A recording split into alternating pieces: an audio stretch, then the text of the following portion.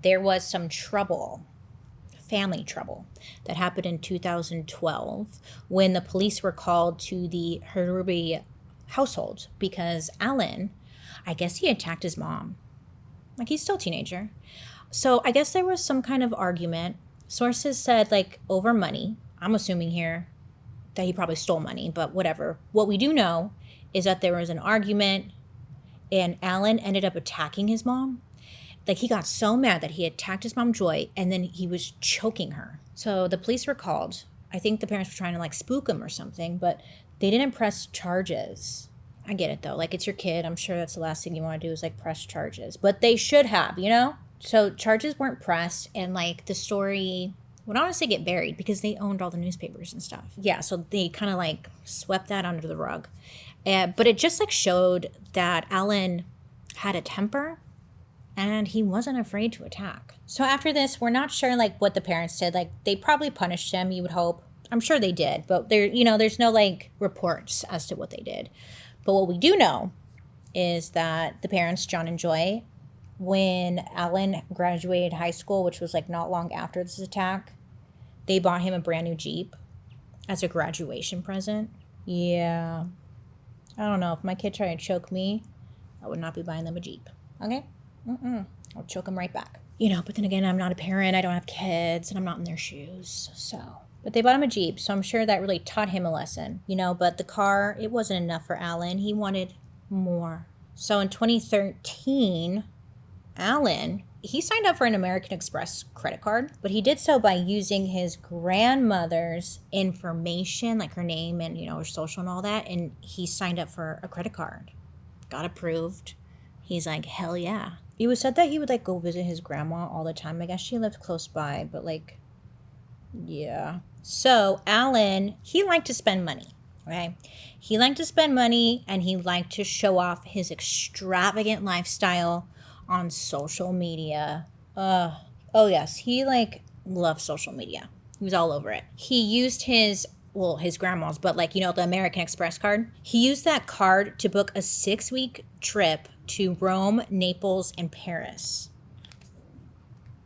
6 weeks. Okay. So during his trip, like, of course, he was, sharing pictures along the way, or at least posting pictures along the way. I mean, he's like, look, he got, like, expensive watches, wallets, cars. Like, he didn't get the cars, but when, like, people, like, post pictures, like, next to the car as if it's theirs.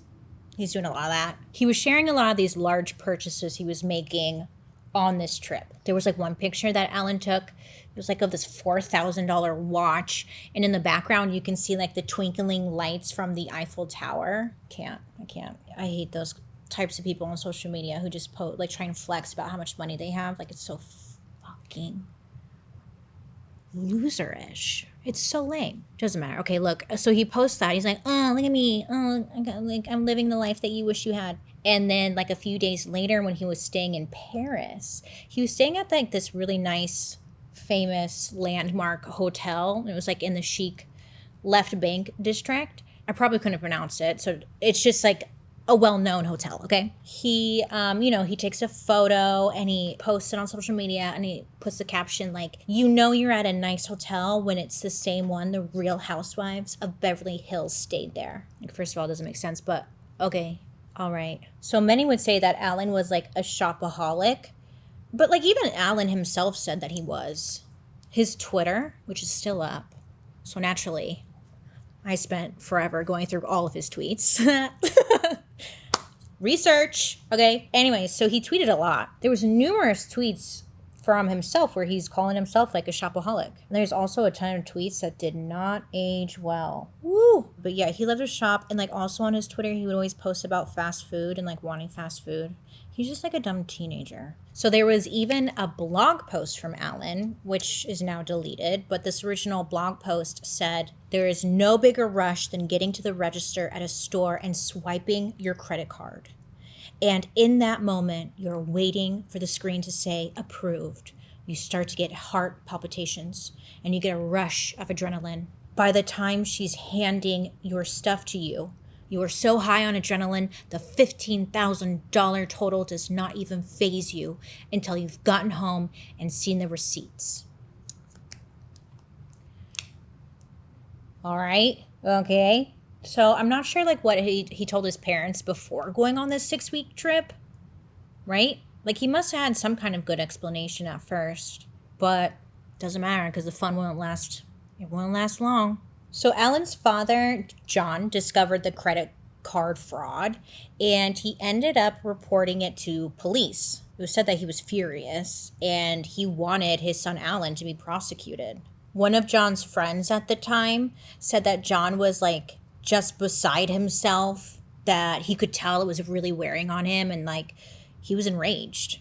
So his father followed through, and Alan was officially charged in August of 2013 with racking up nearly $5,000 in fraudulent purchases on his grandmother's card. But law enforcement, they said like the real amount was closer to $80,000. Yeah, I believe that more because like $5,000 for a 6-week trip, you know he charged way more than that. So then in January of 2014, Alan, he actually pled guilty to the charge of the credit card theft. So after this, he would be placed on like delayed sentencing, which is a form of probation for young offenders. So as part of the punishment, the court ordered him to pay restitution. He also had to attend drug and alcohol counseling and complete a cognitive behavior program, and then also undergo a substance abuse evaluation. I don't know, if you caught your kid doing this, like what would be the proper punishment? I'd be like, lock him up. Well, yeah, well, I think that's fair. I'd be like, no, he needs to go to jail. Because obviously this little shit didn't learn anything because like the next month, it was like February 2014, Alan, his spending wouldn't be stopped. Right back at it.